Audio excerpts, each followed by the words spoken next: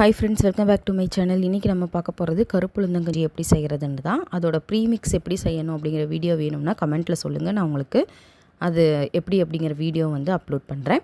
So இதுக்கு first boiling water வந்து நல்லா பாயில் பண்ணிக்கோங்க. அது கொதிக்கிற ஸ்டேஜில் நம்ம வந்து இந்த ப்ரீமிக்ஸை தண்ணியில் வந்து நல்லா கட்டி இல்லாமல் கரைச்சி வச்சுருக்கணும். அந்த மிக்ஸை ஆட் பண்ணிக்கணும்.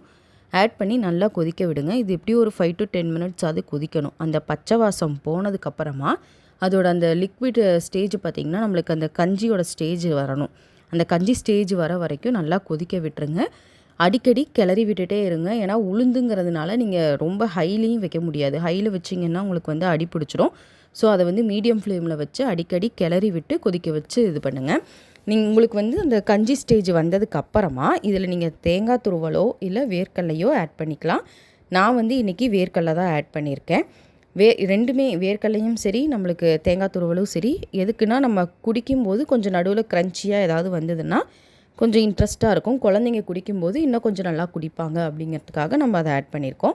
நீங்கள் தேங்காய் துருவல் போட்டாலும் ஓகே, இல்லைன்னா தேங்காய் பால் எடுத்து ஊற்றிட்டு அதுக்கப்புறமா நீங்கள் கொஞ்சமாக மட்டும் தேங்காய் துருவல் ஆட் பண்ணிக்கிட்டால் டேஸ்ட்டு இன்னுமே நல்லாயிருக்கும்.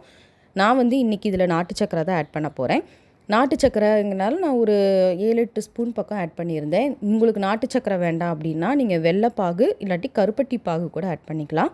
கருப்பட்டி பாகு ஆட் பண்ணிங்கன்னா டேஸ்ட் வைஸும் சூப்பராக இருக்கும்.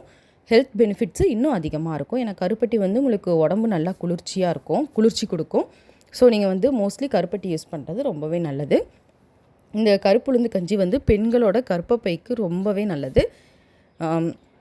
கர்ப்பப்பையில் வர பாதி பிரச்சனைகளுக்கு வந்து இது தீர்வாக இருக்கும். மென்சுரல் கிராம்ஸுக்கும் வந்து இது நல்லாவே உங்களுக்கு அதை கண்ட்ரோல் பண்ணி கொடுக்கும். அதே மாதிரி போன் வெயிட் இல்லாத குழந்தைங்களுக்கு நீங்கள் இதை வந்து ரெகுலராகவே கொடுக்கலாம். உளுந்து கஞ்சி வந்து நம்மளுக்கு எந்த ஒரு சைடு எஃபெக்ட்ஸும் கொடுக்காது. ஸோ நீங்கள் ரெகுலராகவே கொடுக்கலாம். இந்த மாதிரி ரெசிபிஸ் வேணும்னா சேனல் சப்ஸ்கிரைப் பண்ணிட்டு பாருங்கள்.